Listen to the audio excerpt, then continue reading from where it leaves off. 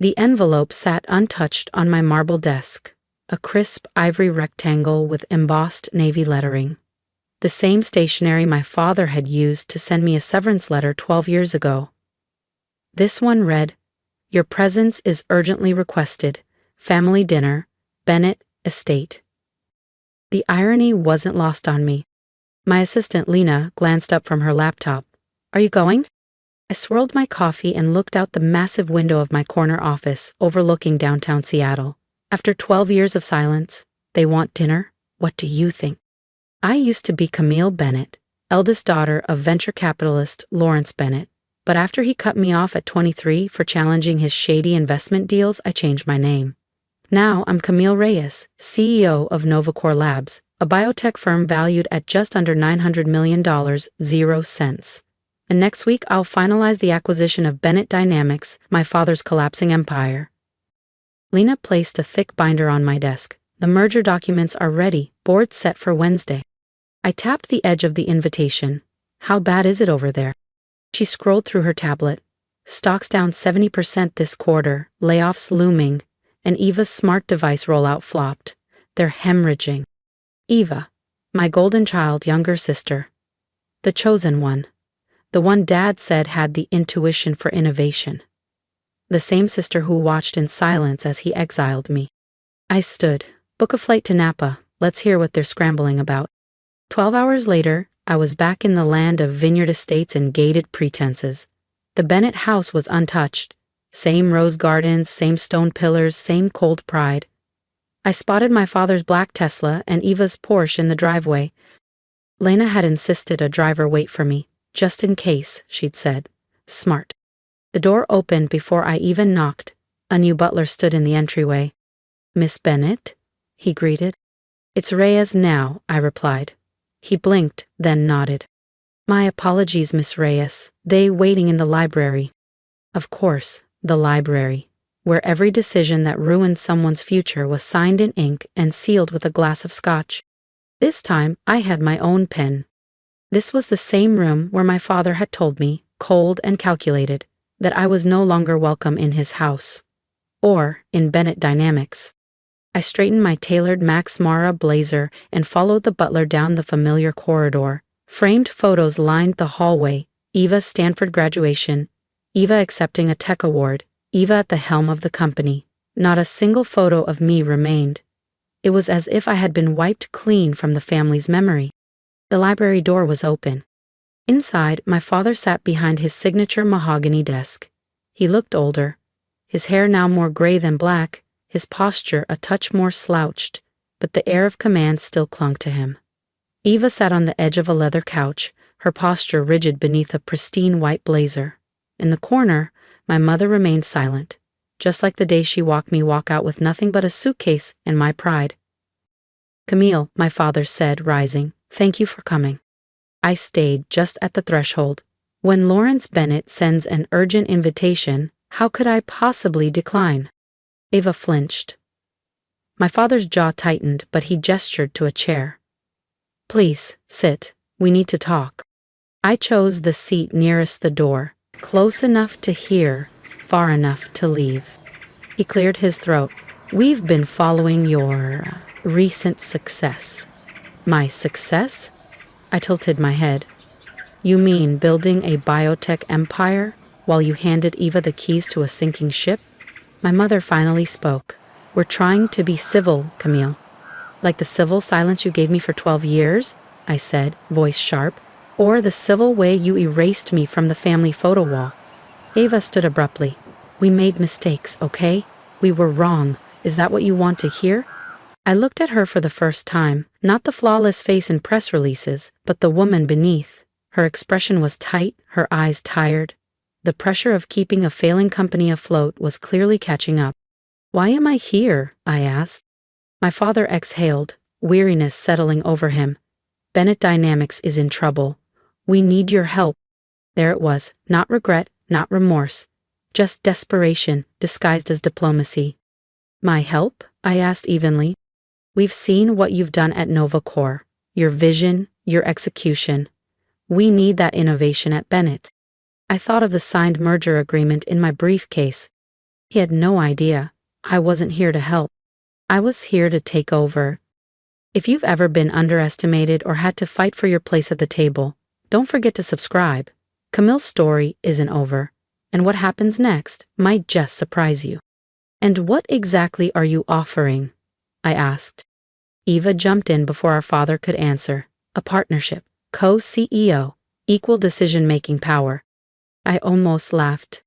They had no idea how close they were to having no say at all. Let me make sure I understand, I said, rising from my seat. For over a decade, I was the disappointment, the one who didn't get it, the one who wasn't Bennett material. And now that you're spiraling, suddenly, I'm good enough to sit at the table? That's not fair, Eva snapped. Things have changed. Changed? I turned to her. Because you failed at the job that was handed to you like a graduation gift? Because your vision didn't pan out, and now you need someone to bail you out? Enough, my father barked, his voice cracking. We're offering you a chance to come home, Camille, to be part of the family again. I reached for my briefcase. That's a generous offer, Lawrence, I said, pulling out a folder and placing it gently on the desk in front of him. But I have a counter-proposal. He opened the folder, his face drained of color. What is this? The future of Bennett Dynamics, I said calmly. Novacore Labs has been acquiring shares through shell corporations and private deals for months. As of next week's board vote, we'll hold majority control. Eva snatched the documents from his hands, her fingers trembling. No, this can't be real. Can't what? I said softly. Can't be outmaneuvered? Can't be replaced? Can't watch everything you thought was yours get signed over? My father stood, red-faced. You planned this? No, I replied, you did. The moment you decided Eva deserved your legacy more than I did, you set this in motion. I just followed your playbook. We'll fight this, he warned. We have legal counsel. I nodded. You do. The same attorneys who helped me structure the deal. Loyalty is a two-way street, Dad. Something I learned from you. The room was silent. My mother sat frozen, her hands clenched in her lap. Eva looked like she might shatter. The board meets Tuesday, I said, rising. Take the weekend to process. Camille, please, my mother whispered. We're your family. I turned to Eva, feeling a familiar ache rise in my chest, raw and unresolved. Family? I echoed. Where was this family when Dad threw me out with nothing but a backpack? When you inherited everything that was meant to be shared? When I was scraping by to survive while you gave press interviews from the corner office? You never needed our help, Eva said, her voice barely above a whisper. Look at what you've built. I laughed, short, bitter. You think Novacore happened by accident? You think investors were lining up to fund the disgraced Bennett daughter? I shook my head. I worked 18-hour days for years, slept on a futon in a studio apartment, ate instant noodles, pitched my ideas to anyone who would give me 5 minutes, and most of them didn't. My voice softened, but the edge never left. And do you know what kept me going? The day I could finally show you what you lost, what you dismissed. My father finally spoke, gravel in his voice. So this is about revenge. No, I said, this is business. Isn't that what you always preached, Dad? Never let emotion interfere with opportunity? I lifted my briefcase. Bennett Dynamics is collapsing. Novacore can save it. That I get to be the one to do it? You used to call that a strategic advantage. As I turned to go, Eva reached out and caught my sleeve. Wait, what happens to us? Our jobs? Our people? I looked at her, really looked, the golden child with her perfect life crumbling around her. For a moment, I felt something close to pity. That depends, I said quietly. Are you finally ready to earn your place? Before anyone could respond, my phone buzzed. Marcus, right on cue. I need to take this, I said, stepping into the hallway. Marcus? Board calls went even better than expected, he said. Most members are already aligned. They've seen the numbers. Bennett Dynamics needs the buyout. And the press? Locked and loaded for Tuesday's release. Industry outlets are already circling. It's a clean narrative. Mismanagement, product failures, outside rescue. Perfect, I said. I turned to find my mother at the doorway. Her voice was low. You thought of everything. I had to, I replied. You taught me nothing less than perfection was acceptable. She winced. We were wrong, Camille, about so many things. Were you? I asked. She hesitated. Can we fix it? Fix what? I said softly. The business? The betrayal? Some things can't be fixed. I looked her in the eyes. But maybe they can be rebuilt, and rebuilding requires change. Back in the library, my father stood at the window, gazing out at the vineyard where he used to teach Eva and me about the Bennett legacy. How to lead, how to preserve power. How do you want to do this? He asked without turning. For the company? I said. Everything's outlined in the merger documents. He nodded slightly. And for the family? I paused. That's more complicated. Eva looked up from the pages in her lap. Her voice was small. You're not going to fire everyone, right? There are people who depend on this place. Unlike you, I've spent years building a team from nothing. I do care about people, I said. Anyone willing to adapt and who's qualified will have a place in the new Novacor Bennett organization. But there will be changes, major ones. And us? She asked quietly. That depends on you, I replied. Are you willing to start from the bottom, learn the business properly, prove you belong in that seat? She nodded, slowly. I think I need to. Good, I said, because that's the only way forward. My father finally turned to face me. And me? He asked. You'll be offered a non-executive position on the board, I said. Advisory only. You won't have control, but your experience has value, just not at the helm. He opened his mouth, the argument already forming, but then stopped. He just nodded. It was the first time I had ever seen Lawrence Bennett accept defeat. The board meets at 10 a.m. Tuesday, I said, collecting my things. I suggest you all come prepared. I made my way to the door. My mother's voice stopped me. Camille, will you stay for dinner? I turned around, studied them all. My father, still proud, but no longer untouchable. Even no longer protected, but perhaps finally self-aware. My mother, hopeful, but still unsure how to bridge the silence she helped create. No, I said softly, not tonight. We're not there yet. But maybe, someday. The next few days passed in a blur. Presentations, final calls, strategy reviews. Marcus kept me posted. Most board members were fully behind the merger now. Then, Monday night, in my Napa hotel suite, a text lit up my phone. Eva, can we talk? Just us? I almost ignored it, but something in me paused. I typed back. Lobby bar, 30 minutes. She was already there when I arrived, a glass of Merlot in hand. Thanks for coming, she said as I sat. I raised an eyebrow. What do you want, Eva? She took a breath. I wanted to say, I'm sorry. Not just for now, but for then. For not standing up for you when Dad cast you out, Eva said, her voice barely above the jazz humming through the bar. For taking everything without question, for being exactly who they wanted me to be, instead of who I needed to become. I gave a small nod to the bartender. You're just now realizing that? No, she admitted, eyes dropping to her glass. I've known for years I was in over my head, that I wasn't cut out to lead Bennett Dynamics. I studied her face. She looked stripped bare, no press polish, no inherited confidence, just honesty. So what changed? I asked. You did, she said, watching you build Novacor from the ground up. Seeing how people followed you not because they had to, but because they believed in you. That's real leadership. And I never had that. I searched for signs of a performance, but there was only fatigue and genuine regret. You understand we can't go back, I said carefully. I know, she nodded, and I don't want to. I just want to do it right this time, from the beginning. Will you teach me? The next morning I stood before the Bennett Dynamics board, the same wood-paneled room, where I'd once been called a liability. Only now I was leading the presentation. Ava and our father sat off to the side, silent witnesses to what had changed. As I laid out Novacor's vision for the merger, the irony wasn't lost on me. 12 years ago, I was cast out for daring to think differently. Now, I was saving the empire that had rejected me. The vote passed. Unanimous.